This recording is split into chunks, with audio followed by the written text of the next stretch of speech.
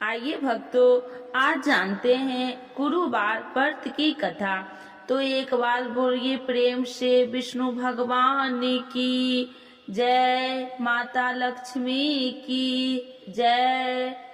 प्राचीन समय की बात है। एक बड़ा प्राणी तथा दानी राजा था। वह प्रत्येक गुरुवार को व्रत रखता एवं पूजा करता था। यह उसकी रानी को अच्छा न लगता। न वह व्रत करती और न किसी को एक पैसा दान में देती। राजा को भी ऐसा करने से मना किया करती। एक समय की बात है कि राजा शिकार खेलने वन को चले गए। घर पर रानी और दासी थी। उस समय गुरु बृहस्पति देव साधु का रूप धारण कर राजा के दरवाजे पर भिक्षा मांगने आए। साधु ने रानी से भिक्षा मांगी तो वह कहने लगी, हे साधु महाराज, मैं इस दान और पुण्य से तंग आ गई हूँ। आप कोई ऐसा उपाय बताए जिससे मैं यह सारा धन नष्ट हो जाए और मैं आराम से रह सकूं। साधु रूपी बृहस्पति देव ने कहा, हे देवी, तुम बड़ी विचित्र हो। संतान और धन से भी कोई दुखी होता है। अगर तुम्हारे पास धन अधिक है तो इसे शुभ कार्यों में लगाओ, जिससे तुम्हारे दोनों लोक सुधरे। परंतु साधु की इन बातों से रानी सुख नहीं हुई। उसने कहा, मुझे ऐसे धन की आवश्यकता नहीं जिसे मैं दान दूं तथा जिसको संभालने में ही मेरा सारा समय नष्ट हो जाए। साधु ने कहा, यदि तुम्हारी ऐसी इच्छा है तो जैसे मैं तुम्हें बताता हूँ तुम वैसे ही करना। बृहस्पतिवार के दिन तुम घर को गोबर से लिपना, अपने केसे को पीली मिट्टी से धोना, केसों को धोते समय स्नान करना, राजा से हजामत बनाने को कहना, भोजन में मांस मदिरा खाना, कपड़ा धोबी के यहाँ धुलने डालना। इस प्रकार 7 बृहस्पतिवार करने से तुम्हारा समस्त धन नष्ट हो जाएगा। इतना कहकर साधु बने बृहस्पति देव अंतर्ध्यान हो गए। साधु के कहे अनुसार करते हुए रानी को केवल 3 बृहस्पतिवार ही बीते थे कि उसकी समस्त धन संपत्ति नष्ट हो गई। भोजन के लिए परिवार तरसने लगा। एक दिन राजा रानी से बोला, हे रानी, तुम यहीं रहो, मैं दूसरे देश को जाता हूँ, क्योंकि यहाँ पर मुझे सभी जानते हैं, इसीलिए मैं छोटा कार्य नहीं कर सकता। ऐसा कहकर राजा परदेश चला गया। वहाँ वह जंगल से लकड़ियाँ काट कर लाता और शहर में बेचता। इस तरह वह अपना जीवन व्यतीत करने लगा। इधर राजा के बिना रानी और दासी दुखी रहने लगी। एक समय जब रानी और दासियों को 7 दिन बिना भोजन के रहना पड़ा तो रानी ने अपनी दासी से कहा, हे दासी, पास ही के नगर में मेरी बहन रहती है, वह बड़ी धनवान है, तू उसके पास जा और कुछ ले आ ताकि थोड़ा बहुत गुजर बसर हो जाए। दासी रानी की बहन के पास गई। उस दिन बृहस्पतिवार था। रानी की बहन उस समय बृहस्पतिवार की कथा सुन रही थी। दासी ने रानी की बहन को अपनी रानी का संदेश दिया, लेकिन रानी की बहन ने कोई उत्तर नहीं दिया। जब दासी को रानी की बहन से कोई उत्तर नहीं मिला तो वह बहुत दुखी हुई। उसे क्रोध भी आया। दासी ने वापस आकर रानी को सारी बात बता दी। सुनकर रानी ने अपने भाग्य को कोसा। उधर रानी की बहन ने सोचा कि मेरी बहन की दासी आई थी, परंतु मैं उससे नहीं बोली, इससे वह बहुत दुखी हुई होगी। कथा सुनकर और पूजन समाप्त कर वह अपनी बहन के घर गई और कहने लगी, हे बहन, मैं बृहस्पतिवार का व्रत कर रही थी, तुम्हारी दासी गई थी, परंतु जब तक कथा होती है तब तक न उठते हैं और न ही बोलते हैं, इसीलिए मैं नहीं बोली। कहो दासी क्यों गई थी? रानी बोली, बहन, हमारे घर अनाज नहीं था। ऐसा कहते कहते रानी की आंखें भर आई। उसने दासियों समेत भूखा रहने की बात भी अपनी बहन को बता दी। रानी की बहन बोली, बहन देखो, बृहस्पति देव भगवान सबकी मनोकामना पूर्ण करते हैं। देखो शायद तुम्हारे घर में अनाज रखा हो। यह सुनकर दासी घर के अंदर गई तो वहाँ से उसे एक घड़ा अनाज का भरा मिल गया। उसे बड़ी हैरानी हुई क्योंकि उसे एक बर्तन देख लिया था। उसने बाहर आकर रानी को बताया। दासी रानी से कहने लगी, हे रानी, जब हमको भोजन नहीं मिलता तो हम व्रत ही तो करते थे, इसीलिए क्यों न इनसे व्रत और कथा की विधि पूछ ली जाए, हम भी व्रत किया करेंगे। दासी के कहने पर रानी ने अपनी बहन से बृहस्पतिवार व्रत के बारे में पूछा। उसकी बहन ने बताया, बृहस्पतिवार के व्रत में चने की दाल और मुनक्का से विष्णु भगवान का केले की जड़ में पूजन करे तथा दीपक जलाए, पीला भोजन करे तथा कथा सुने। इससे गुरु भगवान प्रसन्न होते हैं, मनोकामना पूर्ण करते हैं। व्रत और पूजन की विधि बताकर रानी की बहन अपने घर लौट आई। रानी और दासी दोनों ने निश्चय किया कि बृहस्पति देव भगवान की पूजन जरूर करेंगे। 7 रोज बाद जब बृहस्पतिवार आया तो उन्होंने व्रत रखा। घुड़साल में जाकर चना और गुड़ बिल लाई तथा उसकी दाल से केले की जड़ तथा विष्णु भगवान का पूजन किया। अब पीला भोजन कहाँ से लाए? दोनों बड़ी दुखी हुई, परंतु उन्होंने व्रत किया था, इसीलिए बृहस्पति देव भगवान प्रसन्न थे। एक साधारण व्यक्ति के रूप में वे 2 थालों में सुंदर पीला भोजन लेकर आए और दासी को देकर बोले, हे दासी, यह भोजन तुम्हारे लिए और तुम्हारी रानी के लिए है, इसे तुम दोनों ग्रहण करना। दासी भोजन पाकर बहुत प्रसन्न हुई। उसने रानी को सारी बात बताई। उसके बाद से वे प्रत्येक बृहस्पतिवार को गुरु भगवान का व्रत और पूजन करने लगी। बृहस्पति भगवान की कृपा से उनके पास धन हो गया, परंतु रानी फिर पहले की तरह आलस करने लगी। जब दासी बोली, देखो रानी, तुम पहले भी इसी प्रकार आलस करती थी, तुम्हें धन रखने में कष्ट होता था, इस कारण सभी धन नष्ट हो गया। अब गुरु भगवान की कृपा से धन मिला है तो फिर तुम्हें आलस होता है। बड़ी मुसीबतों के बाद हमने यह धन पाया है, इसीलिए हमें दान पुण्य करना चाहिए। अब तुम भूखे मनुष्यों को भोजन कराओ, प्याव लगवाओ, ब्राह्मणों को दान दो, कुआं, तालाब, बावड़ी आदि का निर्माण कराओ, मंदिर पाठशाला बनाकर ज्ञान दो, कुमारी कन्याओं का विवाह करवाओ, अर्थात धन को शुभ कार्यों में खर्च करो, जिससे तुम्हारे कुल का यश बढ़ेगा तथा स्वर्ग प्राप्त हो और पितर प्रसन्न हो। दासी की बात मानकर रानी शुभ करने लगी, उसका यश फैलने लगा। एक दिन रानी और दासी वापस में विचार करने लगी, न जाने राजा किस दशा में होंगे, उनकी कोई खोज खबर भी नहीं है। उन्होंने श्रद्धा पूर्वक गुरु बृहस्पति देव भगवान से प्रार्थना की, राजा जहाँ कहीं भी हो शीघ्र वापस आ जाए। उधर राजा परदेश में बहुत दुखी रहने लगा। वह प्रतिदिन जंगल से लकड़ी बीन कर लाता और उसे शहर में बेचता। अपनी दुखी जीवन को बड़ी कठिनता से व्यतीत करता।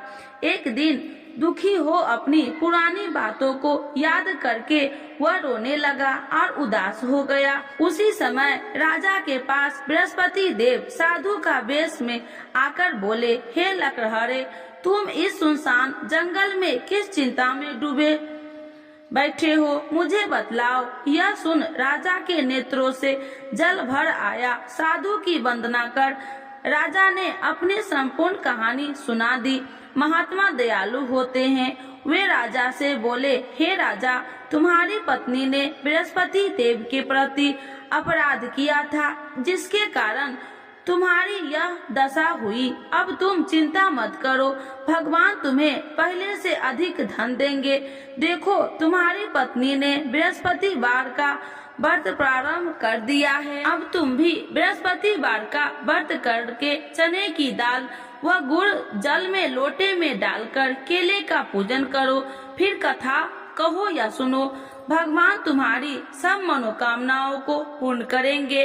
साधु की बात सुनकर राजा बोले, हे प्रभु, लकड़ी बेचकर तो इतना पैसा भई नहीं बचता जिससे भोजन के उपरांत कुछ बचा सकूं। मैंने रात्रि में अपनी रानी को व्याकुल देखा है। मेरे पास कोई साधन नहीं जिससे उसका समाचार जान सकूं।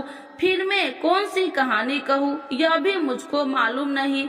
साधु ने कहा, हे राजा, मन में बृहस्पति भगवान के पूजन व्रत का निश्चय करो, वे स्वयं तुम्हारे लिए कोई राह बना देंगे। बृहस्पतिवार के दिन तुम रोजाना की तरह लकड़ियाँ लेकर शहर में जाना। तुम्हें रोज से 2 गुना धन मिलेगा, जिससे तुम भली भांति भोजन कर लोगे तथा बृहस्पति देव की पूजा का सामान भी आ जाएगा। धीरे धीरे समय व्यतीत होने लगे। फिर बृहस्पतिवार का दिन आया। राजा जंगल से लकड़ियाँ काटकर शहर में बेचने लगा। उसे उस दिन और दिनों से अधिक धन मिला। राजा ने चना और गुड़ आदि लाकर बृहस्पतिवार का व्रत किया। उस दिन से उसके सभी कलेश दूर हुए। परंतु जब अगले गुरुवार का दिन आया तो वह बृहस्पतिवार का व्रत रखना भूल गया। इस कारण बृहस्पति भगवान नाराज हो गए। उस दिन उस पर नगर के राजा ने विशाल यज्ञ का आयोजन किया था तथा अपने समस्त राज्यों में घोषणा करवा दी कि सभी मेरे यहाँ भोजन करने आवे, किसी के घर चूल्हा न जले। इस आज्ञा को जो न मानेगा उसको फांसी दे दी जाएगी। राजा की आज्ञा अनुसार राज्य के सभी वासी राजा के भोजन में सम्मिलित हुए, लेकिन लकड़हारा कुछ देर से पहुंचा, इसीलिए राजा उसको अपने साथ महल में ले गए। जब राजा लकड़हारे को भोजन करा रहे थे तो रानी की दृष्टि उस खूंटी पर पड़ी जिस पर उसका हार लटका हुआ था। उसे हार खूंटी पर लटका दिखाई नहीं दिया। रानी को निश्चय हो गया कि मेरा हार उस लकड़हारे ने चुरा लिया। उसी समय सैनिक बुलाकर उसको जेल में डलवा दिया। लकड़हारा जेल में विचार करने लगा कि न जाने कौन से पूर्व जन्म के कर्म से मुझे यह दुख प्राप्त हुआ है, और जंगल में मिले साधु को याद करने लगा। तत्काल बृहस्पति देव साधु के रूप में प्रकट हो गए और कहने लगे, अरे मूर्ख, तूने बृहस्पति देवता की कथा नहीं की, उसी कारण तुझे यह दुख प्राप्त हुआ है। अब चिंता मत कर, बृहस्पतिवार के दिन जेल खाने के दरवाजे पर तुझे 4 पैसा पड़े मिलेंगे। उनसे तू बृहस्पतिवार की पूजा करना तो तेरे सभी कष्ट दूर हो जाएंगे। अगले बृहस्पतिवार उसे जेल के द्वार पर 4 पैसे मिले। राजा ने पूजा का सामान मंगवाकर कथा कही और प्रसाद बांटा। उसी रात्रि में बृहस्पति देव ने उस नगर के राजा को स्वप्न में कहा, हे राजा, तूने जिसे जेल में बंद किया है उसे कल छोड़ देना, वह निर्दोष है। राजा प्रातः काल उठा और खूंटी पर हार टंगा देखकर लकड़हारे को बुलाकर क्षमा मांगी तथा राजा के योग्य सुंदर वस्त्र आभूषण भेंट कर उसे विदा किया। गुरुदेव की आज्ञानुसार राजा अपने नगर को चल दिया। राजा जब नगर के निकट पहुंचा तो उसे बड़ा ही आश्चर्य हुआ। नगर में पहले से अधिक बाग, तालाब और कुएं तथा बहुत सी धर्मशालाएं, मंदिर आदि बने हुए थे। राजा ने पूछा कि यह किसका बाग और धर्मशाला है। तब नगर के सब लोग कहने लगे कि यह सब रानी और दासी द्वारा बनवाए गए हैं। राजा को आश्चर्य हुआ और गुस्सा भी आया कि उसकी उपस्थित में रानी के पास धन कहां से आया होगा। जब रानी ने यह खबर सुनी कि राजा आ रहे हैं तो अपने दासी से कहा, हे दासी, देख, राजा हमको कितनी बुरी हालत में छोड़ के गए थे, वह हमारी ऐसी हालत देखकर लौट न जाए, इसीलिए तू दरवाजे पर खड़ी हो जा। रानी की आज्ञानुसार दासी दरवाजे पर खड़ी हो गई और जब राजा आए तो उन्हें अपने साथ महल में लिवा आई। तब राजा ने क्रोध करके अपनी तलवार निकाली और पूछने लगा, बताओ यह धन तुम्हें कैसे प्राप्त हुआ। तब रानी ने सारी कथा कह सुनाई। राजा ने निश्चय किया कि मैं रोजाना दिन में 3 बार कहानी कहा करूँगा और रोज व्रत किया करूँगा। अब हर समय राजा के दुपट्टे में चने की दाल बंधी रहती तथा दिन में 3 बार कथा कहता। एक रोज राजा ने विचार किया कि चलो अपनी बहन के यहाँ हो आऊं। इस तरह का निश्चय कर राजा घोड़े पर सवार हो अपनी बहन के यहाँ चल दिया। मार्ग में उसने देखा कि कुछ आदमी एक मुर्दे के लिए जा रहा था। उन्हें रोककर राजा कहने लगा, अरे भाइयों, मेरी बृहस्पतिवार की कथा सुन लो। वे बोले, लो हमारा तो आदमी मर गया है, इसको अपनी कथा की पड़ी है। परंतु कुछ आदमी बोले, अच्छा कहो, हम तुम्हारी कथा भी सुनेंगे। राजा ने दाल निकाली और कथा कहनी शुरू कर दी। जब कथा आधी हुई तो मुर्दा हिलने लगा और जब कथा समाप्त हुई तो राम राम करके वह मुर्दा खड़ा हो गया। राजा आगे बढ़ा, उसे चलते चलते शाम हो गई। आगे मार्ग में उसे एक किसान खेत में हल चलाता मिला। राजा ने उससे कथा सुनने का आग्रह किया, लेकिन वह नहीं माना। राजा आगे चल पड़ा। राजा ने हटते ही बैल पछाड़ खाकर गिर गए तथा किसान के पेट में बहुत जोर से दर्द होने लगा। उसी समय किसान की माँ रोटी लेकर आई। उसने जब देखा तो अपने पुत्र से सब हाल पूछा। बेटे ने सभी हाल बता दिया।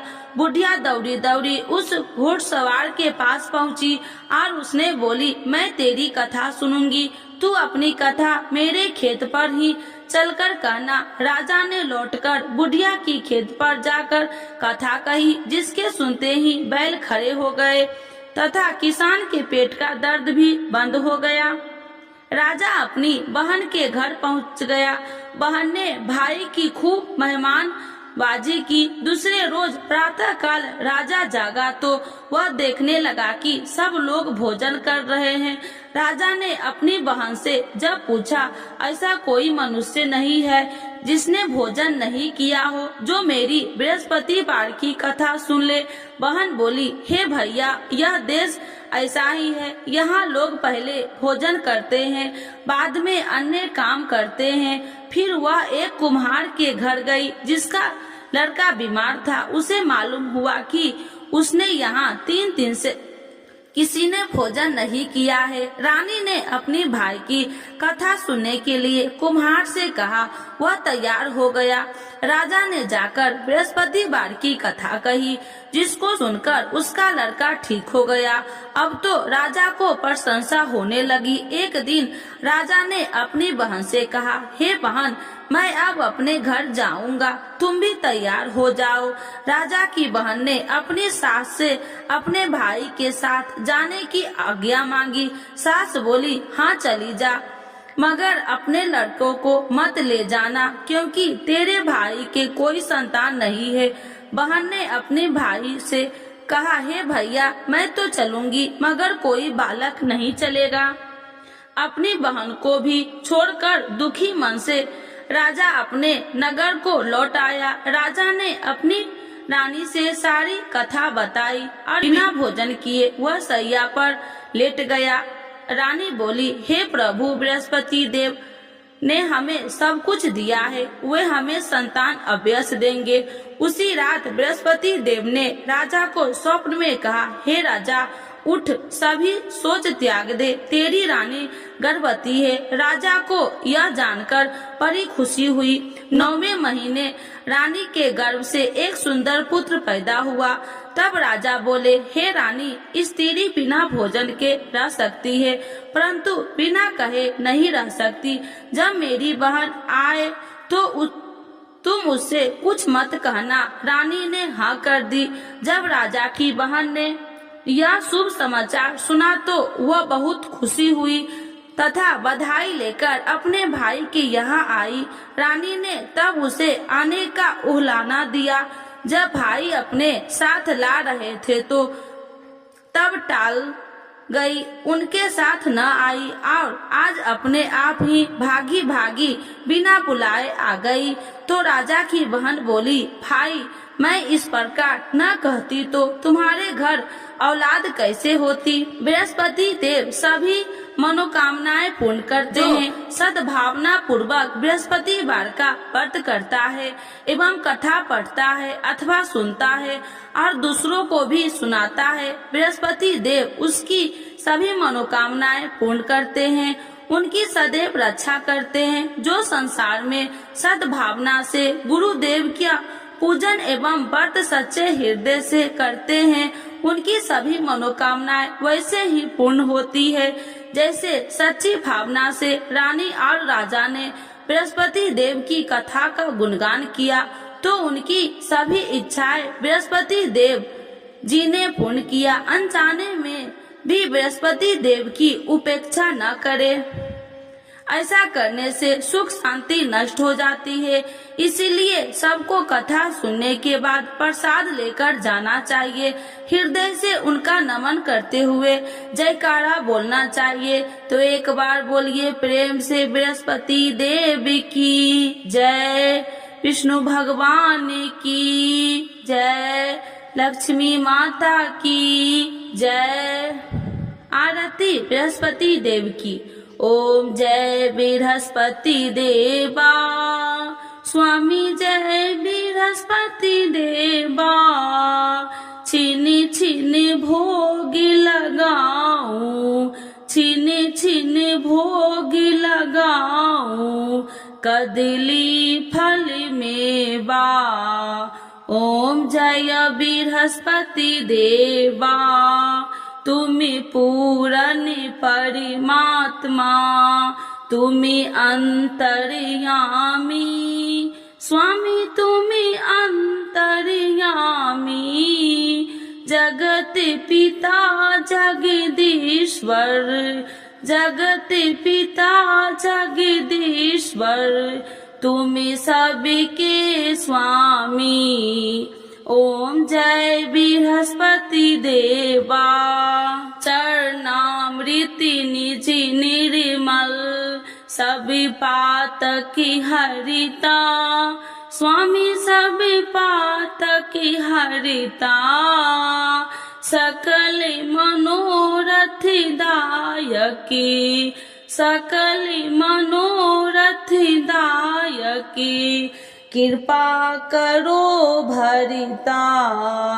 ओम जय बृहस्पति देवा, तन मन धन अर्पण कर, जो जन शरण पड़े, स्वामी जो जन शरण पड़े, प्रभु प्रकट तब होकर, प्रभु प्रकट तब होकर, आकर द्वार खड़े। ओम जय बृहस्पति देवा, दीन दयाल दयानिधि, भक्तन हितकारी, स्वामी भक्तन हितकारी, पाप दोष सब हरिता, पाप दोष सब हरिता, भवि बंधन हारी।